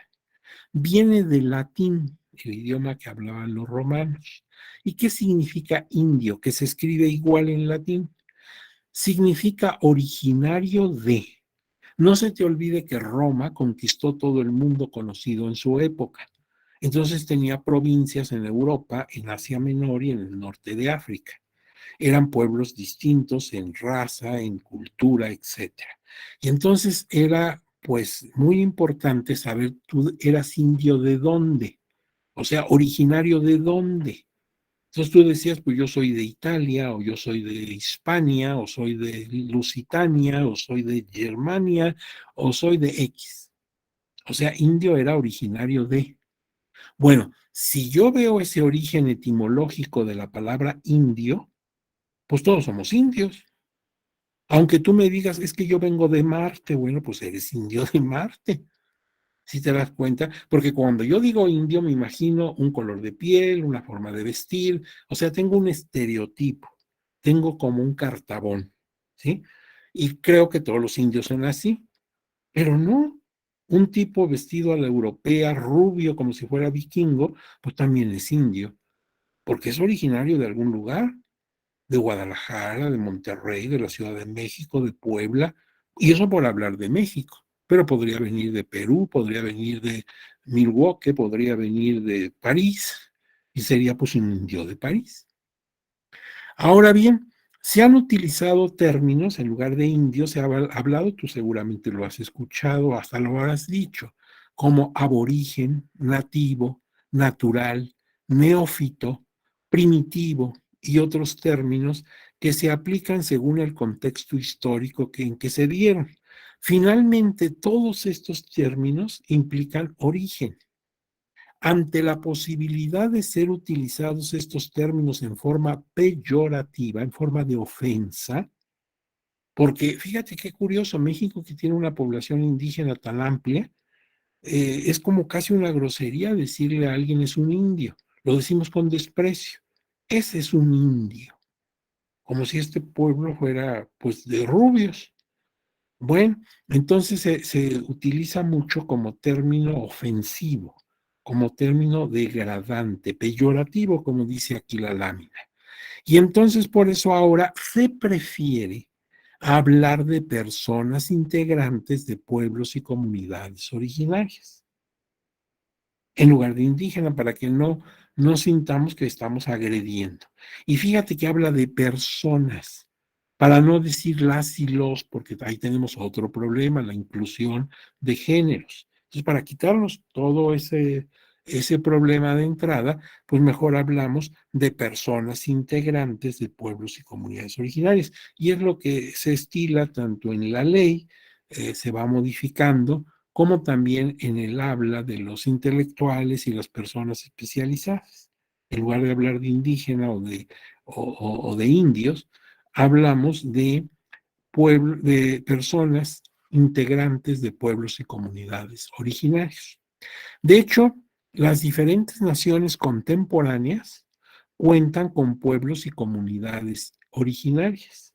Si voy a Japón, si voy a Suecia, si voy a Noruega, si voy a Finlandia, si voy a Dinamarca, hay pueblos y comunidades originarias que no necesariamente tienen las características raciales que tienen los pueblos de América. Por ejemplo, uno de los países de primer mundo, pues es Finlandia. Y claro, si yo voy a Helsinki me encuentro gente europea, pero si voy al norte del país, a lugares alejados, la Laponia, donde están los lapones, pues son indígenas. Incluso su atuendo se parece mucho al que usan nuestros indígenas en Nayarit. Por los colores y la forma de artesanía se parecen mucho. Entonces, pueblos originarios te los vas a encontrar prácticamente en todo el mundo. Ahora bien, vamos a ver marco normativo. Marco normativo de los derechos indígenas. Hemos hablado de usos y costumbres. Bueno, ¿y qué entiendo por uso y costumbre? Esto más que explicarlo un abogado, lo debe explicar un sociólogo. La costumbre fue la primera fuente formal del derecho. En esta audiencia hay muchos abogados, otros no lo son, pero quien estudió derecho, quien su profesión es derecho, me entenderá muy bien, porque la fuente formal en el derecho es lo que da origen al derecho, donde está la normatividad. Por ejemplo, si yo hablo hoy en mis días, de fuente formal, si hablo con un extranjero, y me dice, oye, en tu país, en México, ¿cuáles son las fuentes formales del derecho? Le digo, mira, la legislación, empezando por la Constitución Política de los Estados Unidos Mexicanos, y luego leyes constitucionales, como la Ley Federal del Trabajo, por ejemplo. Pero también, ¿sabes qué? La jurisprudencia de los altos tribunales, que es obligatorio para los tribunales inferiores, como la que emana de la Suprema Corte de Justicia de la Nación. Pero también, ¿sabes qué? También la doctrina, los libros que han escrito los grandes académicos, pero también los principios generales del derecho, como la equidad y la justicia, etcétera.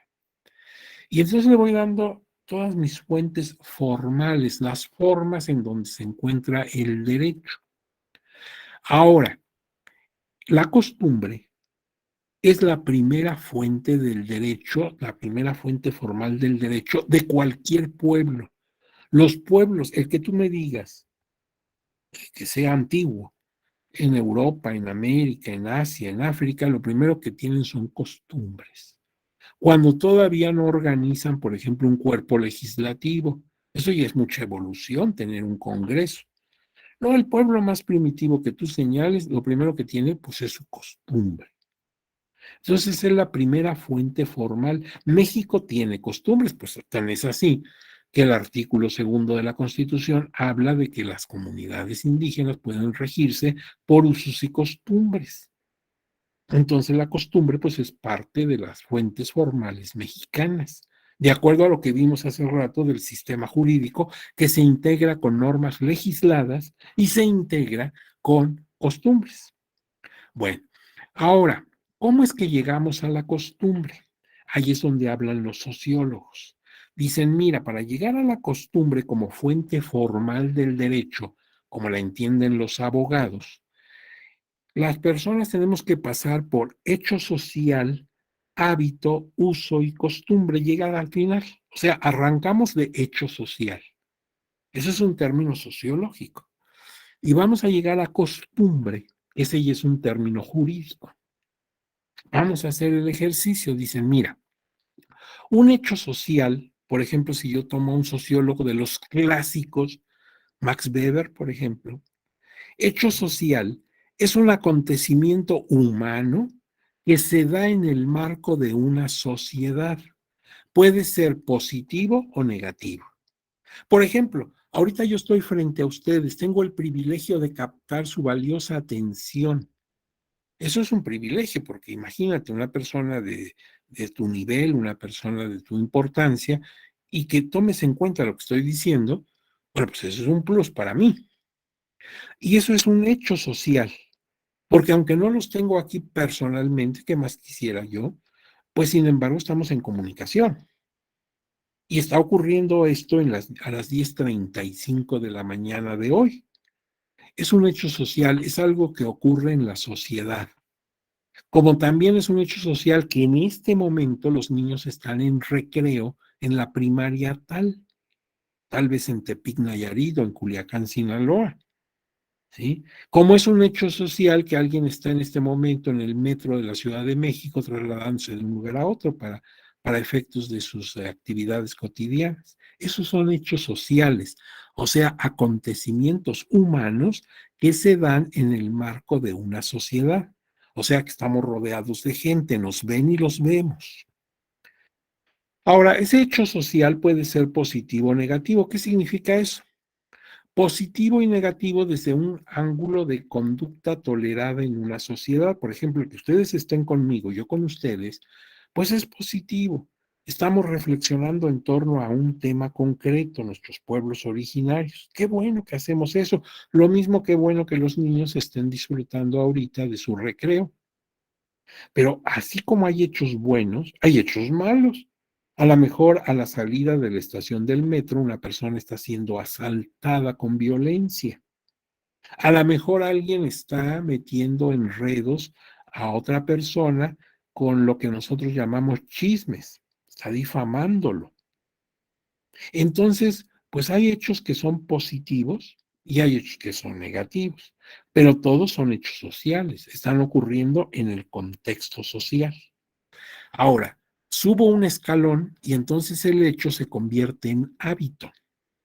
¿Y cuándo se convierte en hábito? Cuando se trata de una conducta reiterada en una persona. O sea, no es un hecho aislado, sino es reiterado. Y al ser reiterado deja de ser hecho y se vuelve hábito. Y hay buenos y malos hábitos. Por ejemplo, es bueno que tú seas puntual. Es bueno que tú seas responsable, que cumplas con tus obligaciones en tiempo y forma. Es bueno que hagas ejercicio. Pero también hay malos hábitos. Por ejemplo, tú fumas, o tú mientes, o tú siempre llegas tarde. Entonces hay de hábitos a hábitos, ¿sí? Pero los hábitos se dan en una misma persona porque reitera su conducta. Y a veces es hasta previsible. Tú dices, seguramente cuando supo esto te dijo esto, porque siempre dice esa frase. Y sí, es común que lo haga. Por eso los trajes que usan los y las religiosas les llamamos hábitos, porque siempre van vestidos iguales. Entonces, Fray Fulanito siempre anda con su hábito de franciscano. Así lo tenemos en la mente y así es, siempre anda con su hábito. Por eso a sus ropas le llamamos hábitos. Pero fíjate que es individual y que hay buenos y malos hábitos. Ahora, un hábito se vuelve uso, y cuidado con esta palabra porque esta ya impacta en la Constitución. Los usos son conductas colectivas, ya no individuales, sino de una colectividad que reitera constantemente esa conducta. Y todavía puede ser positiva o negativa. Por ejemplo, en México, la gente suele ser hospitalaria. Nos gusta atender al visitante, nos desvivimos. Fíjate, por ejemplo, si alguien me pregunta, oiga, ¿dónde queda esta dirección? Y me percato que es un extranjero, un visitante, pues me afano por ayudarlo. Si no sé, pues pregunto yo también, en fin, no lo dejo al garete. A veces somos exageradamente amables con el visitante. No todos los pueblos son así. Si yo voy a otros países y pregunto, pues no saben, simplemente se encogen de hombros y siguen su camino. Entonces, ese puede ser, pues, un uso bueno, pero también solemos ser, no tú, pero solemos ser así, impuntuales, ¿sí? Es raro que nos citemos a las 2:25 de la tarde para comer, sino entre 2, como 2:30, como tirándole a las 4, ¿verdad? Si nunca hacemos compromisos así tan exactos. En otros países son muy exactos, ¿sí? Te dicen a tal hora y es la tal hora. En París salen los trenes para distintas partes del país y dice, a las 7:22 sale el tren rumbo a Marsella. Entonces, hay que exagerado, si a las 7:22 está arrancando el tren. ¿Cómo le hacen? No sé, pero así le hacen. Entonces, pues hay gente que es muy puntual, hay pueblos que son muy puntuales y otros que no. Entonces, pues todavía los usos que son colectivos, ya no de una persona, porque sería hábito, sino de una comunidad, puede ser positivos o negativos. Y de ahí subimos al último escalón, la costumbre. Cuando se trata de una conducta colectiva, social, reiterada y obligatoria, como cualquier norma jurídica, y necesariamente positiva. Porque el derecho, si es una fuente formal del derecho, no nos puede incitar a hacer algo malo. Ya los romanos lo decían, la bonitas del derecho. El derecho siempre tiene que inducirnos a hacer algo bueno. Sería horrible que el derecho me obligara a hacer cosas negativas. Bonitas se dice en latín con un acento diferente, no son bonitas. Bonitas son las mañanas en el mar. No, el derecho es bonitas, o sea, lo bueno en el derecho. Entonces, por eso cuando nuestra Constitución habla de usos y costumbres, pues luego nos pone limitaciones y nos dice, mira, siempre que no sean en contra de derechos humanos, que no se respete la paridad de género, que atente contra la libertad de las personas. O sea, tú no puedes aducir un uso o una costumbre, sobre todo un uso, que digas, pues aquí será lo que quieran, pero aquí, por ejemplo, mi abuelo le pegaba a mi abuela y mi padre a mi madre, y por eso yo le pego a mi mujer. No, espérate. Ahí no puedes hablar de una costumbre o de un uso. Eso está mal, eso es un delito, eso no debe ser. Entonces, por eso el manejo de usos y costumbres tiene su limitación, la misma Constitución lo dice. Ahora bien, elementos de la costumbre. Ya lo veían los romanos también. Tiene dos elementos, uno objetivo porque todos lo vemos y un subjetivo porque es algo que está en la mente. Y lo decían en su latín, lo objetivo es lo inveterata consuetudo. Consuetudo significa constante. Es una conducta, dice, inveterata, o sea que quién sabe desde cuándo se practica, es vieja y es constante. Consuetudo significa constante. Por eso, por ejemplo, las personas que tienen la desgracia de tener el problema de alcoholismo, la enfermedad de alcoholismo, decimos es un ebrio consuetudinario, porque esta persona siempre está ebria. Entonces, inveterata consuetudo significa que viene desde vete tú a saber cuándo, y es constante, se reitera, se reitera, se reitera. Ese elemento es objetivo porque tú, yo o cualquiera puede percatarse. Pero el subjetivo está en nuestra mente. Y dicen en latín, opinio iuris seu necessitatis, la idea o la opinión de que eso que hacemos es necesario, es obligatorio, es bueno, hay que hacerlo así. Entonces, conducta que viene de mucho tiempo atrás y es constante, y la idea generalizada de que se trata de una conducta positiva. Ahora aquí una aclaración. Quiero que quede antes que termine la clase, así como un toque eléctrico, como cuando por accidente tocas un cable y sientes un toque que te brinca, ¿verdad? Bueno. El valor de la costumbre radica fundamentalmente en su origen histórico. ¿Por qué es importante esto? Porque eso que estás haciendo viene de siglos. A ver, acuérdate, inveterata consuetudo, ve tú a saber desde cuándo. Entonces eso ya le da un valor. Eh, le llamamos en ocasiones tradición, son nuestras tradiciones. Implica el paso de ciertas conductas de una generación a otra, porque la palabra traditio, en latín, significa entrega.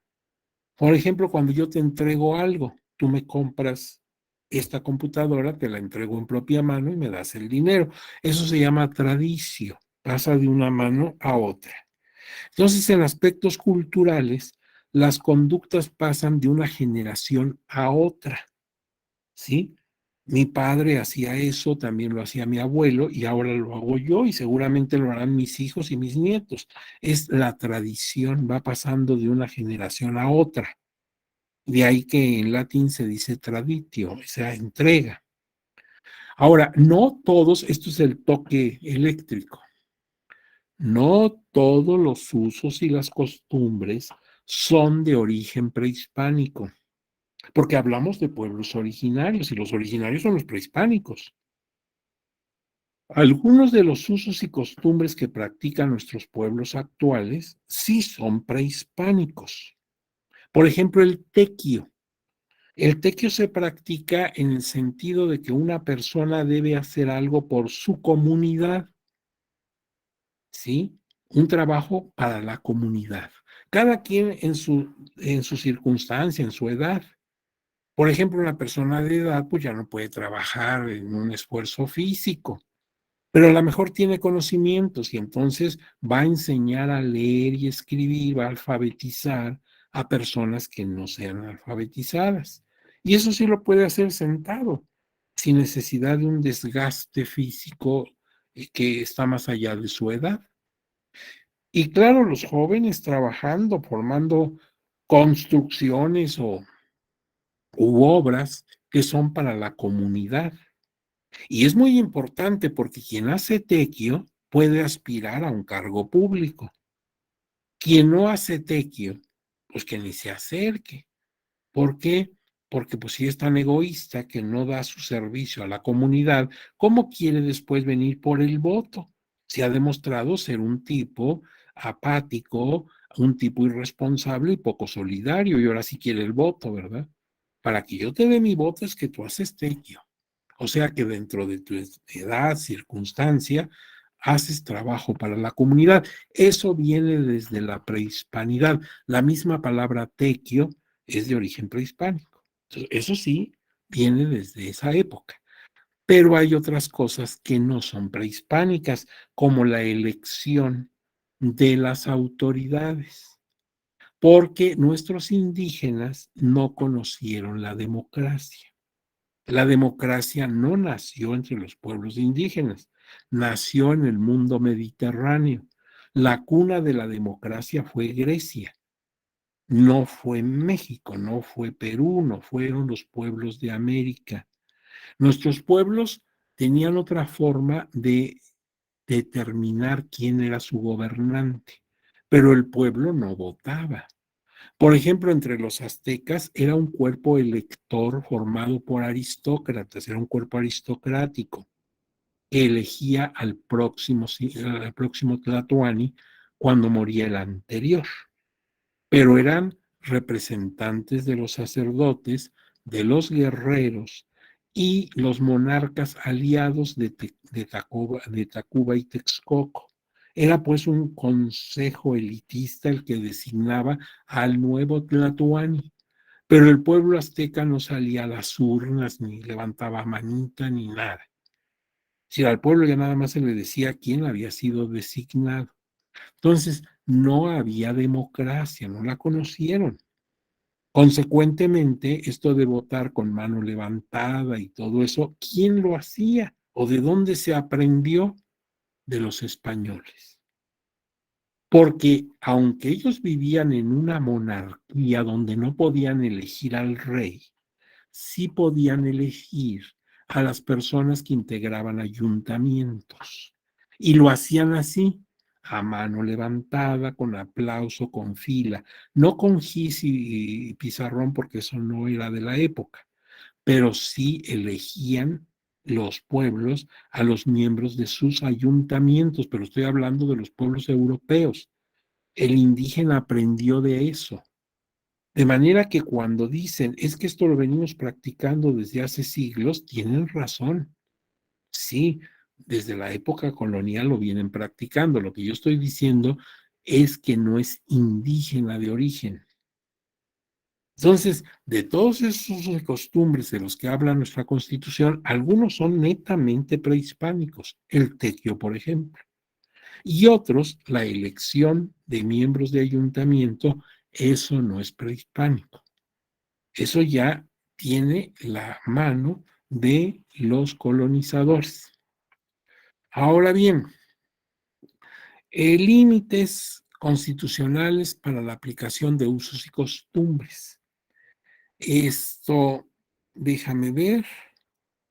Sí, dice aquí, en el artículo segundo de la Constitución, segunda fracción, aplicar sus propios sistemas normativos en la regulación y solución de sus conflictos internos, sujetándose a los principios generales de esta Constitución, respetando las garantías individuales, los derechos humanos y de manera relevante la dignidad e integridad de las mujeres.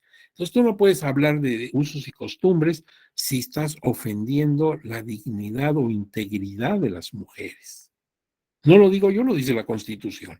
La Constitución te pone límites. Hasta aquí puedes llegar. Y en la fracción 3 dice, elegir de acuerdo con sus normas, procedimientos y prácticas tradicionales a las autoridades o representantes para el ejercicio de sus formas propias de gobierno interno, garantizando que las mujeres y los hombres indígenas disfrutarán y ejercerán su derecho de votar y ser votados. Ahí también dice, tienes que incluir hombres y mujeres. Nada que aquí las mujeres no están acostumbradas y que aquí la mujer nunca se la ha tomado en cuenta. La Constitución te está obligando, no yo. Entonces, eso de usos y costumbres tiene su límite. Y dice en condiciones de igualdad, o sea, igualdad entre géneros, así como acceder a desempeñar los cargos públicos y de elección popular para los que hayan sido electos o designados. Ya veremos mañana cómo esto se ha violentado en más de una ocasión. Sale una mujer designada, es decir, elegida como por ejemplo presidenta municipal y no la dejan tomar posesión, pues que aquí no se acostumbra, pues aquí tu costumbre no vale. La señora ganó la elección y ella va a fungir como presidenta municipal, porque la misma Constitución te dice usos y costumbres, pero con estos límites. Luego dice, en un marco de respeto al Pacto Federal, la soberanía de los estados, la autonomía de la Ciudad de México. En ningún caso las prácticas comunitarias podrán limitar los derechos político-electorales de los y las ciudadanas en la elección de sus autoridades municipales. Entonces, estos límites te los pone la Constitución. Bueno, aquí en esto que están viendo como estos círculos, estamos hablando ya no de la Constitución nada más, sino de otros sistemas normativos, incluso convenios y documentos de carácter internacional a los que México ha firmado y ha confirmado y entonces forman parte del sistema jurídico nacional. Pero esto lo veremos mañana.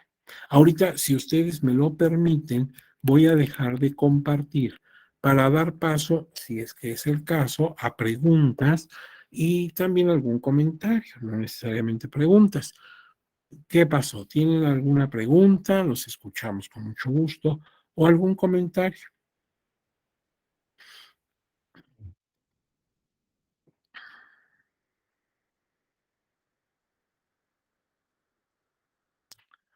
¿No hay alguna pregunta? Bueno, ¿algún comentario de alguna experiencia que tú hayas visto o de la que haya sido testigo? Porque pues ustedes como personas comprometidas en el ámbito del derecho electoral, pues seguramente han visto muchas cosas por ahí o han sabido muchas cosas por ahí y también podrían aportar alguna idea que amplíe o enriquezca esta situación. Pues veo un comentario muy amable de el abogado Calvillo, se lo agradezco muchísimo. Y en fin, vamos a preguntarle si es el caso a la licenciada Alice, a ver si no viene por ahí en su chat alguna pregunta. Alice, ¿está usted todavía por ahí? Sí, doctor, no tenemos ninguna pregunta. No tiene ninguna pregunta. ¿Usted misma no tiene alguna? No, doctor, muchísimas gracias. Bueno, oiga, Alice, pues si quiere nos podemos retirar. Faltan 5 minutos que pues todos pueden aprovechar porque todo el mundo tiene muchos pendientes.